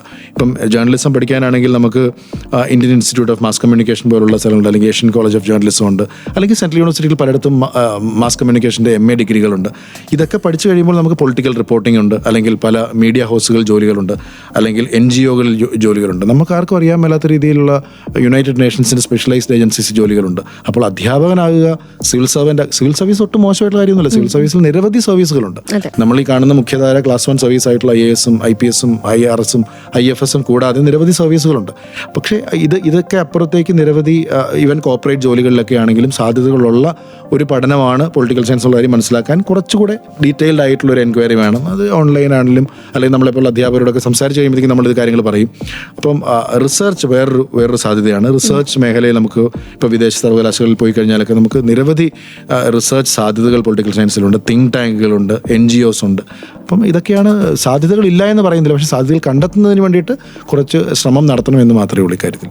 ഓക്കെ, അപ്പോൾ എന്തായാലും അധ്യാപനത്തിലും അതുപോലെ തന്നെ സിവിൽ സർവീസിലും മാത്രം ഒതുങ്ങുന്നതല്ല നമ്മുടെ പൊളിറ്റിക്കൽ സയൻസ് നൽകുന്ന ജോലി സാധ്യത എന്നുള്ളത് പറഞ്ഞു. ആൻഡ് ഇപ്പം പബ്ലിക് സെക്ടറിലും പ്രൈവറ്റ് സെക്ടറിലും ഒക്കെ ധാരാളം ജോലികൾ ഉണ്ടാവും അല്ലേ? നിരവധിയായിട്ടുണ്ട്. പബ്ലിക് സെക്ടറിൽ നമുക്കറിയാമല്ലോ, ഇത് നേരത്തെ പറഞ്ഞതുപോലെ പലരും പൊളിറ്റിക്കൽ സയൻസ് BA എടുക്കാൻ കാര്യം നമ്മുടെ നിരവധി PSC പരീക്ഷകൾ, ഇപ്പോൾ സ്റ്റേറ്റ് പബ്ലിക് സർവീസ് കമ്മീഷൻ്റെ പരീക്ഷയും അല്ലെങ്കിൽ മറ്റേ സ്റ്റാഫ് സെലക്ഷൻ കമ്മീഷൻ്റെ ആണെങ്കിലും അല്ലെങ്കിൽ UPSCയുടെ ആണെങ്കിലും പരീക്ഷകളെല്ലാം ഇന്ത്യൻ പോളിറ്റിയും ഗവൺമെൻറ് ഓഫ് ഇന്ത്യ ഒക്കെ പഠിക്കാനുണ്ട്. അപ്പോൾ അത് സ്വാഭാവികമായിട്ട് BA പൊളിറ്റിക്സ് സയൻസ് എടുക്കുന്നവർക്ക് ഇന്ത്യൻ പോളിറ്റിയെക്കുറിച്ചൊരു ധാരണ ഉണ്ടായിരിക്കും. കാരണം അവരുടെ 3 വർഷ കോഴ്സിൻ്റെ അകത്ത് പലപ്പോഴും ഇന്ത്യൻ ഗവൺമെൻറ് പൊളിറ്റിക്സ് പഠിച്ചിട്ടുണ്ടാവും. അവിടെ തന്നെ അവർക്ക് അവരുടെ കറണ്ട് അഫയേഴ്സിലും അവരുടെ ആ ഒരു പേപ്പറിലെ ഇപ്പം കോമ്പറ്റേറ്റീവ് എക്സാമിനേഷനിൽ ഒരു പേപ്പർ അവർ ക്ലിയർ ചെയ്യാനുള്ള സാധ്യത ഉണ്ടാവുകയാണ് ചെയ്യുന്നത്. അപ്പം നോർമൽ ജോലികൾ, നിരവധിയായിട്ടുള്ള നോർമൽ ജോലികൾ തന്നെ അവർക്ക് സാധ്യത ഉണ്ടാകുന്നുണ്ട്. കൂടാതെ ഐച്ഛിക വിഷയമായിട്ട് പൊളിറ്റിക്കൽ സയൻസ് എടുത്തിട്ട് ഇപ്പം നിരവധി ജോലികൾ, ഇപ്പം നമുക്ക് ഞാൻ പറഞ്ഞതുപോലെ ലീഗൽ പോളിസി ഫ്രെയിംവർക്ക്, പല കോർപ്പറേറ്റ്, ഇപ്പോൾ ഗൂഗിളിലൊക്കെ പോളിസി നരേറ്റീവ്സ് ഉണ്ടാക്കുന്നതിൻ്റെ അകത്ത്, അല്ലെങ്കിൽ പോളിസി ഫോർമുലേഷൻസിൻ്റെ അകത്തൊക്കെ ഇഷ്ടംപോലെ പൊളിറ്റിക്കൽ സയൻസ് ഗ്രാജുവേറ്റ്സിനെ എടുക്കാറുണ്ട്. ഇന്റേൺസ് ആയിട്ട് പോകുന്നവരുണ്ട്, ട്രെയിൻ ആയിട്ട് പോകുന്നവരുണ്ട്. പിന്നെ സ്ഥിരമായിട്ട് അവിടെ ജോലി ചെയ്യുന്ന ആളുകൾ നമുക്കറിയാം. ഗൂഗിൾ പോലുള്ള കമ്പനികൾ, എല്ലാ കമ്പനികൾക്കും പോളിസി റെഗുലേഷൻസ് ഉണ്ട്. ഈ പോളിസി റെഗുലേഷൻസ് എല്ലാം ഗവൺമെൻറ് റെഗുലേഷൻസുമായിട്ട് താരതമ്യപ്പെടുത്തി പഠനം നടത്തിയിട്ട് അതുമായിട്ട് ചേരുന്നതാണെന്ന് അറിയേണ്ട കാര്യമുണ്ട്. അത് പൊളിറ്റിക്കൽ സയൻസ് പഠിച്ചവരാണ് ചെയ്യേണ്ടത്. അപ്പോൾ ഇത്തരത്തിൽ സാധ്യതകൾ ഉണ്ടെന്ന് മനസ്സിലാക്കണമെങ്കിൽ you need to expand your knowledge horizon എന്നുള്ളതാണ്. നിങ്ങൾ കുറച്ചുകൂടെ വിശാലമായിട്ട് ചിന്തിക്കുകയും പറയുകയും പഠിക്കുകയും ഒക്കെ ചെയ്യണം. പോളിസി അനാലിസിസ്, പിന്നെ ഡിപ്ലോമസി പോലുള്ള സ്ഥലങ്ങൾ, നമുക്ക് നിരവധി തിങ്ക് ടാങ്കുകൾ, ഇപ്പം നമുക്ക് സെൻറ്റർ ഫോർ പോളിസി റിസർച്ച് അല്ലെങ്കിൽ ORF, തക്ഷശിലൊക്കെ പോലുള്ള ഒത്തിരി തിങ്ക് ടാങ്കുകൾ ഇന്ത്യയിൽ തന്നെയുണ്ട്. അപ്പോൾ അവരൊക്കെ ചെയ്യുന്ന ഇലക്ട്രൽ സ്റ്റഡീസ് നടത്താറുണ്ട്. നമ്മൾ ഇലക്ഷൻ്റെ സർവേകൾ ചെയ്യുന്നവരുണ്ട്. അതൊക്കെ വലിയ ഏജൻസികളാണ്. അപ്പോൾ തൊഴിൽ നമ്മളുടെ ഒരു സാമ്പ്രദായികമായിട്ടുള്ള സ്ഥിരം ജോലി എന്നുള്ള ഒരു മുൻവിധിയോടുകൂടി പോയില്ല എങ്കിൽ നിരവധി ജോലി സാധ്യതകൾ ഇവിടെ ഉണ്ട്. സ്ഥിരം ജോലി എന്ന് പറയുന്ന ഒരു PSC ജോലിയാണെങ്കിൽ നമുക്ക് എല്ലാവർക്കും വളരെ കുറവ് സാധ്യതകളേ ഉള്ളൂ. പലർക്കും സ്ഥിരം ജോലി അല്ല ഉള്ളതെന്ന് മനസ്സിലാക്കുക. ഈ ലോകത്ത് പലതും സ്ഥിരമല്ലാത്ത ജോലികളാണ്. പക്ഷെ അപ്പോഴും നമുക്ക് റിവാർഡിംഗ് ആണ്. റിവാർഡിംഗ് എന്ന് പറഞ്ഞാൽ മോണിറ്ററി റിവാർഡ് മാത്രമല്ല, നമുക്ക് ഒരു ജോലി ചെയ്തതിൻ്റെ സന്തോഷം കൂടി ഉണ്ടാകുമ്പോഴാണല്ലോ അത് റിവാർഡിംഗ് ആകുന്നത്. അതുണ്ടാകുന്ന നിരവധി ജോലി സാധ്യതകൾ ഇപ്പോഴും ഉണ്ട് എന്നാണ് ഞാൻ മനസ്സിലാക്കുന്നത്. ഓക്കെ, അപ്പോൾ എന്തായാലും സാറ് പറഞ്ഞ് വ്യക്തമാക്കിയിട്ടുണ്ട്. പബ്ലിക് സെക്ടറിലും പ്രൈവറ്റ് സെക്ടറിലും ഒരുപാട് ജോബ് ഓപ്പർച്യൂണിറ്റീസ് ഉള്ള ഒരു മേഖല തന്നെയാണ് പൊളിറ്റിക്കൽ സയൻസ് നമുക്ക് മുന്നോട്ട് വെക്കുന്നത് എന്നുള്ള കാര്യം. എന്തായാലും ഇതുപോലെ പൊളിറ്റിക്കൽ സയൻസ് എന്ന വിഷയത്തെക്കുറിച്ച് നമ്മൾ കൂടുതൽ കാര്യങ്ങൾ ഇനി കേട്ടറിയേണ്ടതായിട്ടുണ്ട്. ഒരു കരിയറിന് വേണ്ടി നമ്മൾ തിരഞ്ഞെടുക്കുമ്പോൾ കേൾക്കാം ഉയരയിലൂടെ. കൂടെയുള്ളത് ജോ ആണ്. 89.6 FM സർഗക്ഷേത്ര.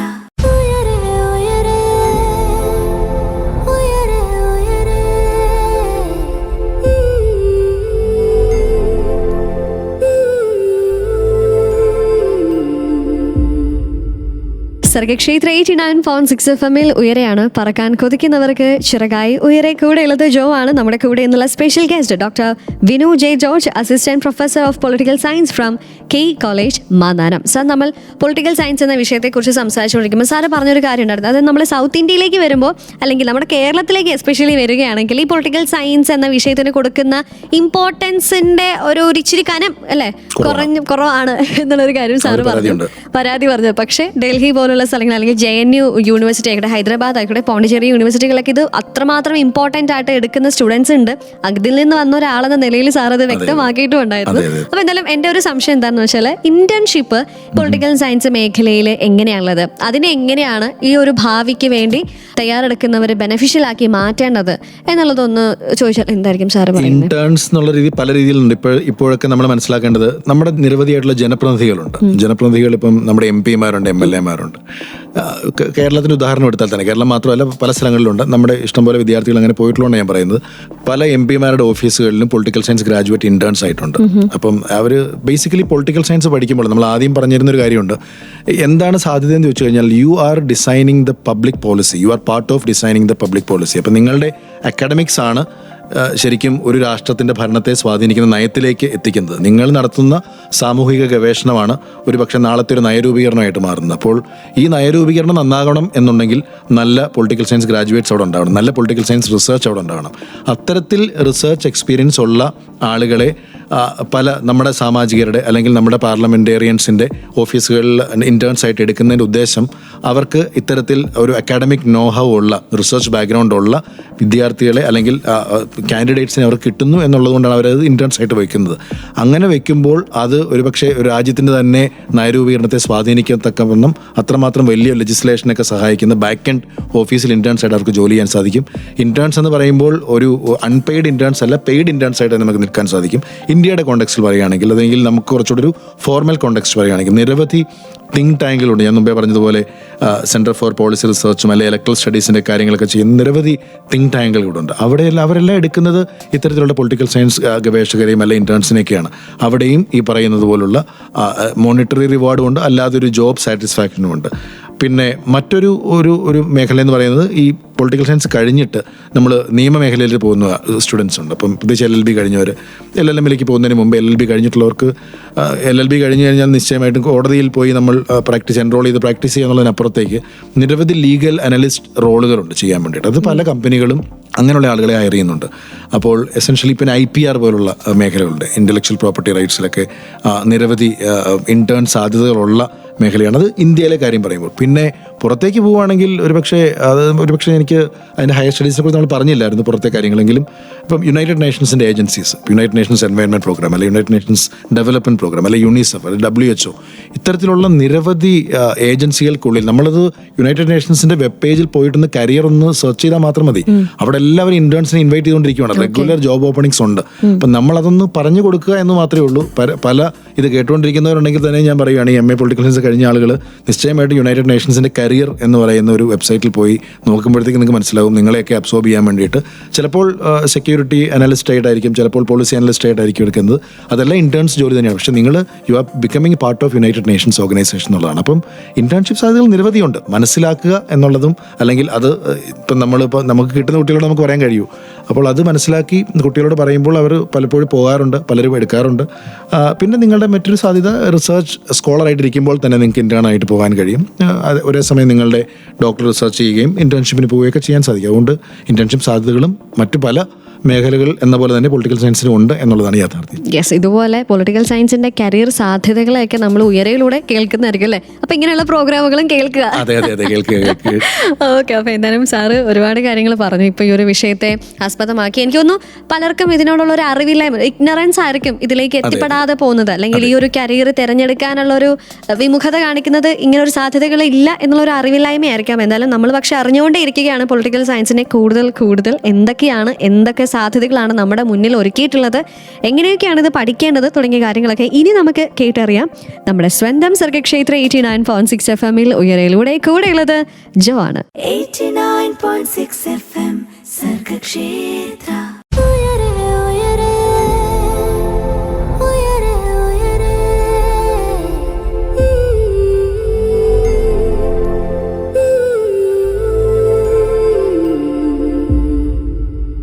സർഗക്ഷേത്ര 89.6 FM ഉയരെയാണ് പറക്കാൻ കൊതിക്കുന്നവർക്ക് ചിറകായി ഉയരെ. കൂടെ ഉള്ളത് ജോവാണ്. നമ്മുടെ കൂടെ എന്നുള്ള special guest doctor Vinu J George, assistant professor of political science from K college Mannanam. Sir, നമ്മൾ പൊളിറ്റിക്കൽ സയൻസ് എന്ന വിഷയത്തെക്കുറിച്ച് കൂടുതൽ കാര്യങ്ങൾ കേട്ടറിഞ്ഞുകൊണ്ടിരിക്കുകയാണ്. ആരും സഞ്ചരിക്കാത്ത വഴികളിലൂടെ അല്ലെ ഇതുവഴി സഞ്ചരിക്കൂ, നിങ്ങൾക്ക് ഇത്രയും സാധ്യതകൾ ഒരുക്കി തരുന്നുണ്ട് പൊളിറ്റിക്കൽ സയൻസ് എന്നുള്ളത് സാറ് ഇങ്ങനെ പറഞ്ഞു തരുമ്പോൾ ഇനി നമുക്ക് അറിയേണ്ട, അല്ലെങ്കിൽ നമ്മൾ ഒന്ന് പറഞ്ഞതിൽ നിന്ന് നമ്മൾ ഒന്നുകൂടെ അങ്ങോട്ടൊന്ന് പോവാണ്. അതായത് സിവിൽ സർവീസ് എന്ന എക്സാം അല്ലെങ്കിൽ ഗവൺമെന്റ് എക്സാം തിരഞ്ഞെടുക്കുന്നവർ ഈ ഒരു പൊളിറ്റിക്കൽ സയൻസ് എന്ന മേഖല തിരഞ്ഞെടുക്കാറുണ്ട്. സോ എങ്ങനെയാണ് ഇതവർക്ക് ആ ഒരു മേഖലയിൽ എക്സൽ ചെയ്യാനായിട്ട് പൊളിറ്റിക്കൽ സയൻസ് ഹെൽപ്പ് ചെയ്യുന്നത് എന്നുള്ളൊരു കാര്യം ഒന്നും പറയാമോ?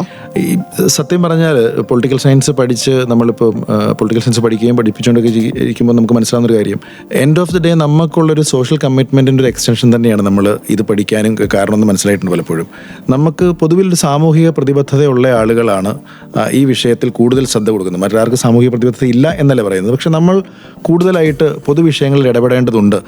പൊതുവിഷയങ്ങളിൽ ഇപ്പോൾ എന്തെങ്കിലും അനീതി കാണുന്നുണ്ടെങ്കിൽ അതിനെക്കുറിച്ചൊരു പഠനം നടത്തേണ്ടതുണ്ട്, അതിൽ ഞാൻ 2 വാക്ക് സംസാരിക്കേണ്ടതുണ്ട് എന്നൊരു തോന്നലുണ്ടാകുമ്പോൾ അത് എക്സ്പ്ലെയിൻ ചെയ്യുന്ന നമ്മളുടെ ഒരു സാമൂഹിക പ്രതിബദ്ധതയാണ്. ഇത് ഒരു കമ്മിറ്റ്മെൻറ്റാണ് നമ്മൾ എക്സ്പ്ലെയിൻ ചെയ്യുന്നത്.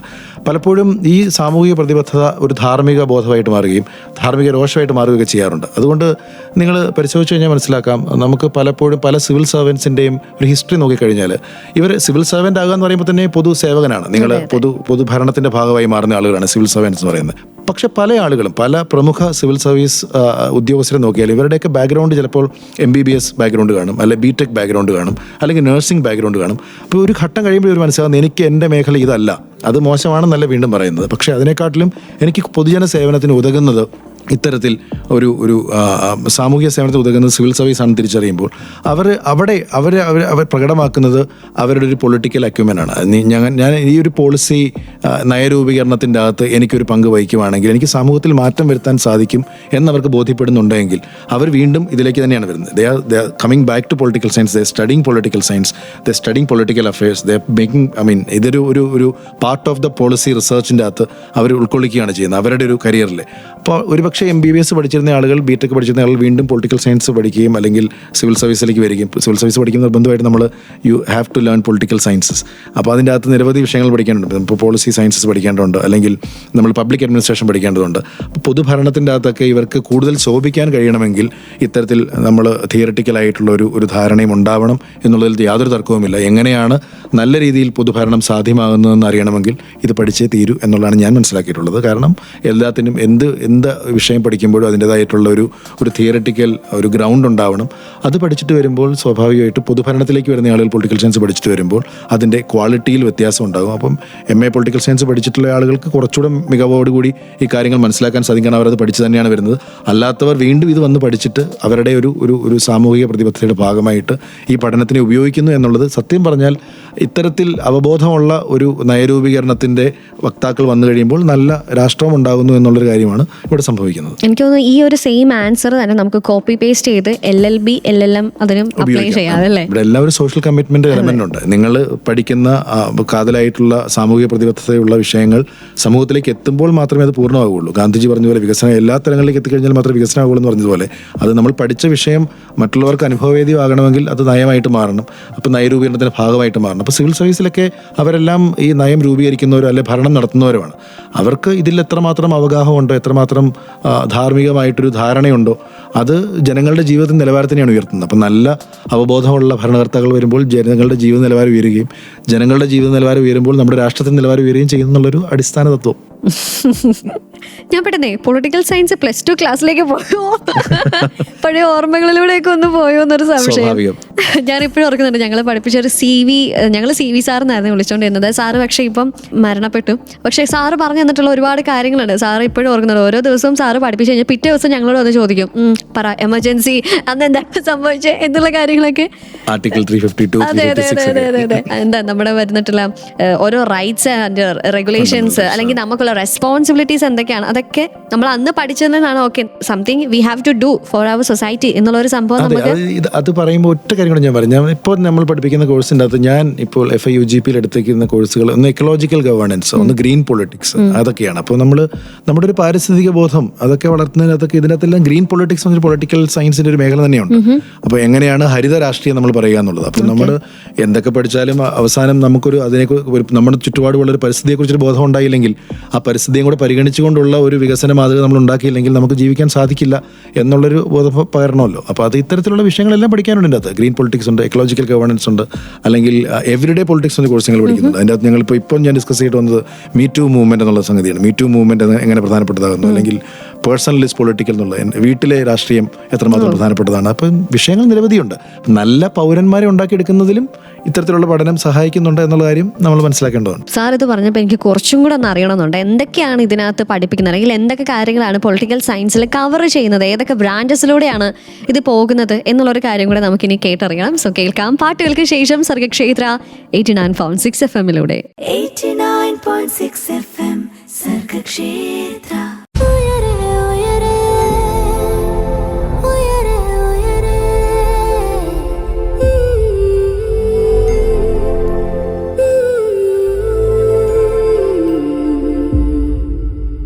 സർഗക്ഷേത്ര 89.6 FM-ൽ ഉയരെയാണ്. പറക്കാൻ കൊതിക്കുന്നവർക്ക് ചിറകായി ഉയരെ. ഈ ഒരു പറക്കൽ എന്ന് പറയുന്നത് സ്വയം നമ്മുടെ ഒരു സാറ്റിസ്ഫാക്ഷന് വേണ്ടി മാത്രമല്ല, സമൂഹത്തിന് വേണ്ടിയും കൂടെ പറക്കാനായിട്ട് നമ്മുടെ ചിറകുകളൊന്ന് നമ്മൾ സെറ്റാക്കണം. അതിന് വേണ്ടിയിട്ടുള്ള ഒരു സബ്ജക്റ്റാണ് പൊളിറ്റിക്കൽ സയൻസ് എന്നുള്ള കാര്യം നമ്മൾ മനസ്സിലാക്കിക്കൊണ്ടേയിരിക്കുന്നു.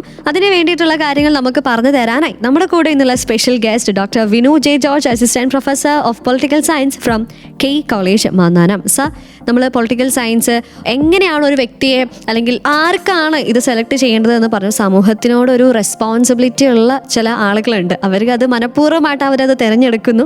അവർക്ക് ചില മാറ്റങ്ങൾ വരുത്തണം, അല്ലെങ്കിൽ ചില കാര്യങ്ങൾ കുറച്ചും കൂടെ സമൂഹത്തിനോട് പറയണമെന്ന് തോന്നിക്കുന്നവരൊക്കെ ഈ ഒരു സബ്ജക്ട് എടുക്കുന്നു എന്നുള്ളത് ഞാനൊരു ഗ്ലിംസ് ആയിട്ട് ഞാനങ്ങ് പറയുകയാണ്. പക്ഷെ അതിനിടയിൽ സാറ് പറഞ്ഞ് അവസാനിപ്പിച്ച ഒരു കാര്യമുണ്ട്, ഗ്രീൻ പൊളിറ്റിക്സ് സാർ ഇപ്പോൾ പഠിപ്പിക്കുന്നുണ്ട്. അങ്ങനെ തുടങ്ങി ഒരുപാട് കാര്യങ്ങൾ ഈ ഒരു പൊളിറ്റിക്സ് സയൻസ് എന്ന മേഖലയിൽ തന്നെ പഠിപ്പിക്കാനുണ്ട് എന്നുള്ള കാര്യങ്ങൾ പറയുമ്പോൾ എന്തൊക്കെയാണ് ഈ ഒരു പഠനം, നമ്മളിപ്പോൾ ഒരു BA നമ്മൾ എടുക്കുകയാണെങ്കിൽ, അല്ലെങ്കിൽ ഇപ്പോൾ ഒരു പഠിക്കാനായിട്ട് ഇത് എടുക്കുമ്പം കവർ ചെയ്യുന്ന വിഷയങ്ങൾ, ബ്രാഞ്ചസ് ഏതൊക്കെയാണെന്നുള്ളത് പറയാമോ?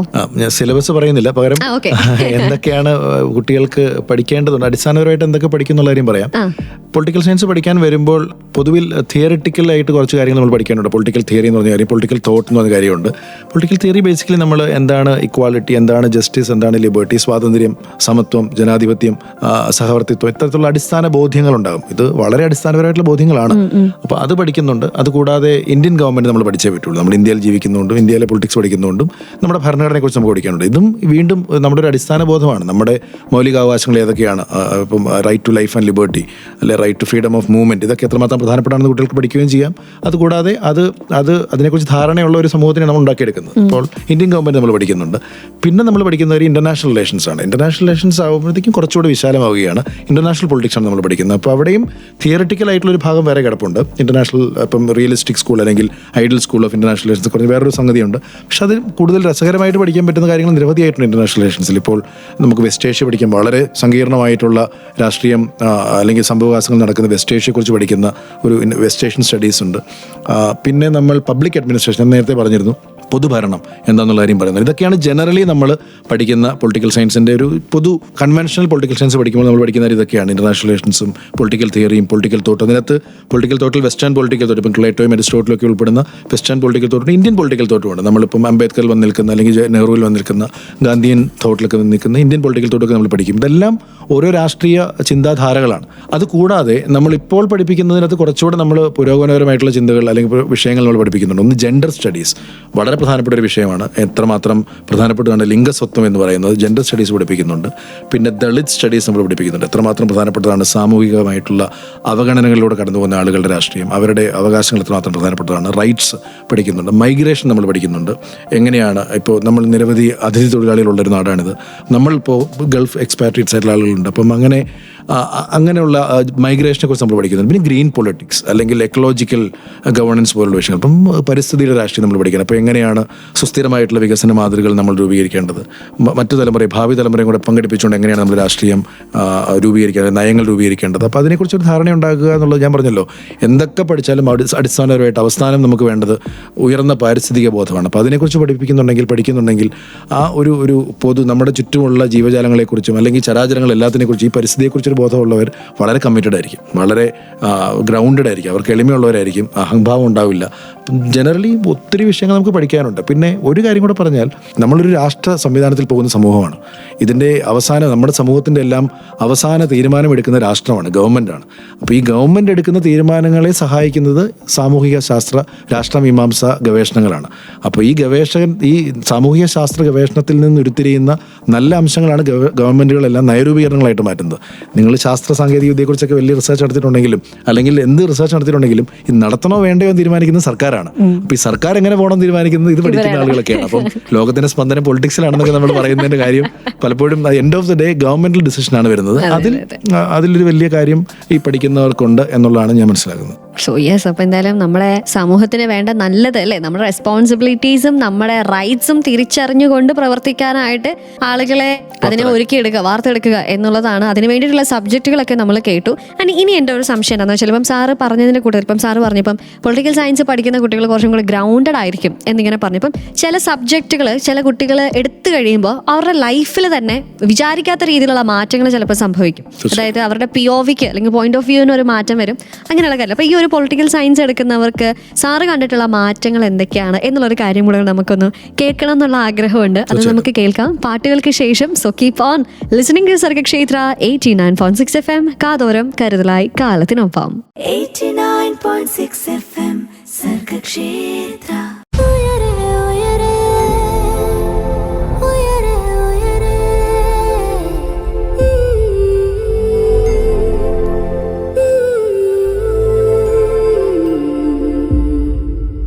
സർഗക്ഷേത്ര 89.6 FM-ൽ ഉയരെയാണ്. പറക്കാൻ കൊതിക്കുന്നവർക്ക് ചിറകായി ഉയരെ. ചില പഠനങ്ങൾക്ക് വേണ്ടി അല്ലെങ്കിൽ നമ്മുടെ ചില ആഗ്രഹങ്ങൾക്ക് വേണ്ടി നമ്മൾ പറക്കാനായിട്ട് നമ്മൾ തയ്യാറെടുക്കുമ്പോൾ അതിനുവേണ്ടി നമ്മൾ തിരഞ്ഞെടുക്കുന്ന ചില പഠന മേഖലകൾ അല്ലെങ്കിൽ ചില കോഴ്സുകൾ നമ്മളെ തന്നെ മാറ്റിമറിക്കുന്നതായിട്ട് പലപ്പോഴും കാണാറുണ്ട്. ചിലവരുടെ ഒരു മൊത്തം ആശയം തന്നെ മാറ്റിമറിക്കുന്നുണ്ട്. അപ്പം അങ്ങനെ പൊളിറ്റിക്കൽ സയൻസിനെ കുറിച്ച് നമ്മൾ കേട്ടുകൊണ്ടിരിക്കുമ്പോൾ സാറ് 16 വർഷമായിട്ട് സാർ ഈ ഒരു മേഖലയിൽ അധ്യാപന ജീവിതം അല്ലെങ്കിൽ അധ്യാപകനാണ്. ഒരുപാട് കുട്ടികളെ കണ്ടിട്ടുണ്ട്, ഒരുപാട് തലമുറകൾ മാറുന്നതായിട്ട് കണ്ടിട്ടുണ്ട്, ഒരുപാട് പേരുടെ ചിന്താഗതികൾ മാറുന്നുണ്ട്. ഈ മാറുന്ന സമൂഹത്തിൽ കുട്ടികളിൽ എന്തൊക്കെ മാറ്റങ്ങളാണ് വരുന്നത് അല്ലെങ്കിൽ സ്വാഭാവികമായിട്ടും കണ്ടുവരുന്ന ഒരു ട്രഡീഷണൽ മാറ്റങ്ങൾ എന്തൊക്കെയാണ് എന്നുള്ളതൊന്ന് സാർ പറയാം. പറയാനായിട്ട് നമ്മുടെ കൂടെ എന്നുള്ളത് doctor Vinu J George, assistant professor of political science from K college Mannanam. Sir, എന്തൊക്കെ മാറ്റങ്ങളാണ് കണ്ടിട്ടുള്ളത്? പോസിറ്റീവായിട്ടുള്ള മാറ്റങ്ങളാണുള്ളത്. അത് എനിക്ക് എപ്പോഴും അങ്ങനെ തന്നെയാണ് തോന്നിയിട്ടുള്ളത്. അതിൻ്റെ അകത്ത് ഞാൻ ആദ്യം എപ്പോഴോ പറഞ്ഞത്, നമ്മൾ മാനവിക വിഷയമാണ് പഠിക്കുന്നത്, ഹ്യൂമാനിറ്റീസ് എന്നുള്ളതാണ് പറയുന്നത്. ഹ്യൂമാനിറ്റീസിൻ്റെ അകത്ത് നമ്മൾ ഭാഷയൊക്കെ കൂട്ടാറുണ്ട്. നമ്മൾ സോഷ്യൽ സയൻസസ് പറയുമ്പോഴും നമ്മൾ മനുഷ്യരുമായിട്ട് നേരിട്ട് ഇടപെടുന്ന ഒരു വിഷയമാണിത്. നമ്മൾ കണ്ണിൽ കാണാത്ത കണികകളെ കുറിച്ചൊന്നും അല്ല പഠിക്കുന്നത്. ഞാൻ ആരെയും കുറച്ച് പറയുന്നൊന്നുമല്ല, പക്ഷെ എപ്പോഴും ഞങ്ങൾ നേരിട്ട് ഇടപെടുന്നത് മനുഷ്യരുമായിട്ടാണ്. അല്ലെങ്കിൽ ഞങ്ങൾ പഠിക്കുന്ന ഞങ്ങളുടെ ഒബ്ജക്ട്സ് ഓഫ് അനാലിസിസ് എന്ന് പറയുന്നത് മനുഷ്യരാണ്, സമൂഹമാണ്. അപ്പം സമൂഹം പല രീതിയിൽ മാറിക്കൊണ്ടിരിക്കുന്നു. വളരെ ഡൈനാമിക് ആയിട്ടുള്ളൊരു സംഭവം, വളരെ ഓർഗാനിക് ആയിട്ടുള്ളൊരു സംഗതിയാണ്. അപ്പോൾ ഇത് മനുഷ്യൻ്റെ മനസ്സ് മാറുന്നത് പോലെ തന്നെ സമൂഹത്തിൻ്റെ മനസ്സ് മാറാറുണ്ട്. അപ്പോൾ ഇത്തരത്തിലുള്ള ആളുകളെ കാണുമ്പോൾ, ആളുകളുടെ പ്രശ്നങ്ങളിൽ ഇടപെടുമ്പോൾ, വളരെ സങ്കീർണമായിട്ടുള്ള പ്രശ്നങ്ങളിലൂടെ കടന്നു പോകുന്ന ആളുകൾക്ക് വേണ്ടിയിട്ട് നമ്മൾ നിലകൊള്ളുമ്പോഴൊക്കെ അവർക്ക് നമ്മൾ ഇത്രയേ ഉള്ളൂ, നമ്മൾ അഹങ്കരിക്കാനൊന്നുമില്ല, അതിനപ്പുറത്തേക്ക് വേറെ പ്രശ്നങ്ങളുണ്ട്. അല്ലെങ്കിൽ നമ്മൾ ലളിതമായിട്ട് പറഞ്ഞാൽ യുദ്ധമേഖലയെക്കുറിച്ച് പഠിക്കുന്ന ആളുകൾക്ക് ഒരിക്കലും അഹങ്കാരത്തോട് മുമ്പോട്ട് പോകാൻ പറ്റില്ല. യുദ്ധമേഖല നമ്മൾ കാണാത്തതുകൊണ്ടാണ് അതിൻ്റെ ഒരു ഗൗരവം നമുക്ക് മനസ്സിലാകാത്തത്. അപ്പം യുദ്ധത്തിനെക്കുറിച്ച് പഠിക്കുന്ന ആളുകളാണെങ്കിൽ, അല്ലെങ്കിൽ നമ്മുടെ നാട്ടിലെ പൊതുവായിട്ടുള്ള പ്രശ്നം, ഇപ്പോൾ ദാരിദ്ര്യം ഒരു വിഷയമായിട്ട് ഗവേഷണം ചെയ്യുന്നവർക്ക് അവർക്കറിയാം എത്രമാത്രം സങ്കീർണമാണ് ഈ പ്രശ്നം എന്നുള്ളത്. അല്ലെങ്കിൽ അവഗണന, വിവേചനം, അല്ലെങ്കിൽ സ്ത്രീകളുടെ പ്രശ്നങ്ങൾ, അല്ലെങ്കിൽ ദളിത് വിഷയങ്ങൾ, ഇതൊക്കെ പഠിക്കുന്ന ആളുകൾ നേരിട്ട് ആ മനുഷ്യരുമായിട്ടാണ് ഇടപെടുന്നത്. അതിന് പാത്രമാകുന്ന ആ ചൂഷണത്തിനോ അല്ലെങ്കിൽ ആ പ്രശ്നങ്ങൾക്കോ എല്ലാം, അല്ല ആ പ്രശ്നങ്ങളെല്ലാം അനുഭവിക്കുകയും അതിലൂടെ കടന്നു പോവുകയും ചെയ്യുന്ന ആളുകളുമായിട്ട് ഇടപെടുമ്പോൾ നമ്മൾ ആ മനുഷ്യരുടെ വിഷമങ്ങൾ അറിയുമ്പോൾ സ്വാഭാവികമായിട്ടും നമ്മൾ എളിമപ്പെടുകയല്ലാതെ വേറൊന്നും ചെയ്യാനില്ല. നമ്മൾ എത്രമാത്രമേ ഉള്ളൂ എന്നുള്ള കാര്യം മനസ്സിലാക്കുക. അപ്പോൾ അത് വലിയൊരു കാര്യമായിട്ട് എനിക്ക് തോന്നുന്നു. മാനവിക വിഷയം എന്ന് പറയാൻ കാര്യം തന്നെ മനുഷ്യനെ തൊടുന്നത് കൊണ്ടാണെന്നുള്ളതാണ് ഞങ്ങൾ പറയുന്നത്. അതുകൊണ്ട് മനുഷ്യരെ ബന്ധപ്പെട്ട് നിൽക്കുന്നൊരു പഠനമായതുകൊണ്ട് മനുഷ്യനോളം എളിയവനായിട്ട് നിൽക്കുക എന്നുള്ള ഒരു ബോധം പകരുന്ന ഒരു വിഷയം എന്നാണ് എനിക്ക് തോന്നിയിട്ടുള്ളത്. ഓക്കെ, അപ്പം ആ ഒരു അല്ലെ മാനുഷിക തലം അല്ലെങ്കിൽ ഒരു മനുഷ്യത്വം കുട്ടികൾ മാനവിക തലം ഉണ്ടാകേണ്ടതുണ്ട്. എനിക്കങ്ങനെ തോന്നിയിട്ടുണ്ട്. പലരുടെയും പ്രൊജുഡിസ്, പലരുടെയും മുൻവിധികൾ മാറിയതായിട്ട് കണ്ടിട്ടുണ്ട്. നമ്മൾ പല വിഷയങ്ങൾ പറയുമ്പോൾ ഇതിങ്ങനെയായിരുന്നു എന്നുള്ള കാര്യം, അല്ലെങ്കിൽ പലതിനെക്കുറിച്ചുള്ള ധാരണ മാറി. ഇപ്പം സ്ത്രീകളോടുള്ള സമീപനത്തിലുള്ള മാറ്റം വന്നിട്ടുള്ളവരെ നമ്മൾ കണ്ടിട്ടുണ്ട്. അല്ലെങ്കിൽ മറ്റു മനുഷ്യരോടുള്ള ജാതീയമായിട്ടുള്ള ഒരു ചിന്തയിലൊക്കെ മാറ്റം വന്ന ആളുകളെ കണ്ടിട്ടുണ്ട്. ഈ കോളേജിൽ തന്നെ നമ്മൾ കണ്ടിട്ടുണ്ട് നിരവധി ആളുകളെ. ഉയർന്ന പരിസ്ഥിതി ബോധം ഉണ്ടാകുകയും വലിയ പരിസ്ഥിതി പ്രവർത്തകരായി മാറുകയും ചെയ്യുന്നവരെ കണ്ടിട്ടുണ്ട്. അപ്പം മാറ്റങ്ങൾ സംഭവിച്ചുകൊണ്ടിരിക്കുന്നതാണ്, അത് നല്ല കാര്യമാണ്. യെസ്, അപ്പോൾ എന്തായാലും അത്തരം മാറ്റങ്ങളെക്കുറിച്ച് നമ്മളിങ്ങനെ കേട്ടുകൊണ്ടിരിക്കുമ്പോൾ പൊളിറ്റിക്കൽ സയൻസ് എന്ന വിഷയത്തെക്കുറിച്ചാണ് നമ്മൾ കേൾക്കുന്നത്. ഇനിയും ചില കാര്യങ്ങൾ കൂടി നമുക്ക് കേൾക്കേണ്ടതായിട്ടുണ്ട്. കേൾക്കാം പാട്ടുകൾക്ക് ശേഷം. So keep on listening to Sargakshethra 89.6 FM. കാതോരം കരുതലായി കാലത്തിനൊപ്പം കൂടെയുള്ളത് ജോ ആണ്. 89.6 FM സർഗക്ഷേത്ര.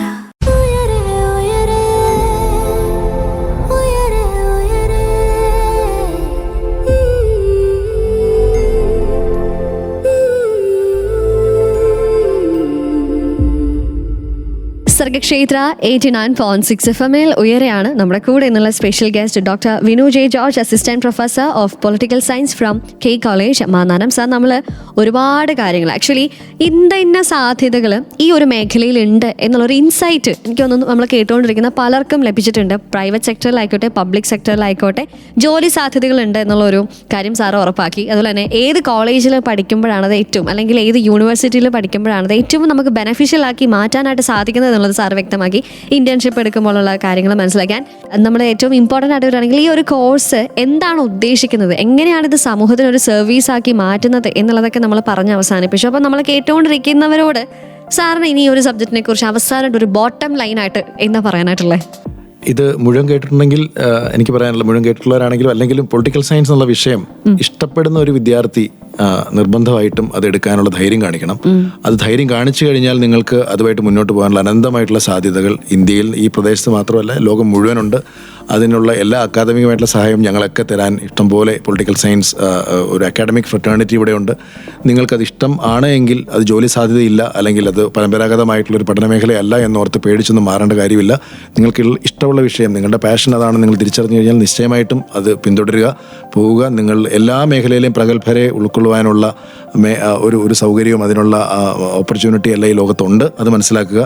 ആ പ്രഗത്ഭനാകാൻ വേണ്ടി അല്ലെങ്കിൽ പ്രഗത്ഭയാകാൻ വേണ്ടി നിങ്ങൾ ശ്രമിക്കുക എന്നത് മാത്രമാണ്. അതിലേറ്റവും മികച്ചതാകാൻ വേണ്ടി ശ്രമിക്കുന്നവർക്ക് എപ്പോഴും വിജയം അവരോടൊപ്പം ഉണ്ടാകുമെന്ന് മാത്രമാണ് പറയാനുള്ളത്. ഓക്കെ സാർ, അപ്പോൾ എന്തായാലും സാർ പറഞ്ഞ പോലെ താല്പര്യമുള്ളവർ വരട്ടെ. ഇത്തരം സാധ്യതകൾ ഇതിലുണ്ട്. And thank you so much. കാരണം നമ്മളിപ്പം കേട്ടപ്പോൾ എനിക്ക് മനസ്സിലായ കാര്യം, എനിക്ക് ഇത്ര അറിയത്തില്ലായിരുന്നു ഈ ഒരു സബ്ജക്റ്റിന് എത്ര സാധ്യതകൾ ഉണ്ടായിരുന്നു എന്നുള്ളത് നമ്മൾ അറിയുന്നില്ല. അപ്പോൾ എന്തായാലും ഈ ഒരു ഇഗ്നറൻസിനെ ഒന്ന് മാറ്റാനായിട്ട് നമുക്ക് സാധിച്ചു. Anyway thank you so much. അപ്പം ഇനിയും ആളുകൾ അവരുടെ റൈറ്റ്സിനെ കുറിച്ച്, നമുക്കുള്ള റെസ്പോൺസിബിലിറ്റീസിനെ കുറിച്ച് അറിയട്ടെ. ഇനി അവരുടെ ഗവൺമെൻറ് സെക്ടറിലേക്ക് അല്ലെങ്കിൽ ഗവൺമെൻറ് പോളിസീസിലേക്കൊക്കെ ഇപ്പോൾ നമ്മൾ കേട്ടുകൊണ്ടിരിക്കുന്ന പലരും ആ ഒരു നയരൂപീകരണത്തിലേക്ക് എത്തുന്നവരായി മാറട്ടെ എന്നുള്ളൊരു ആശംസ നൽകിക്കൊണ്ട് എന്തായാലും thank you sir. Thank you so much once again. Thank you for inviting me as well. 89.6 FM Sargakshetra.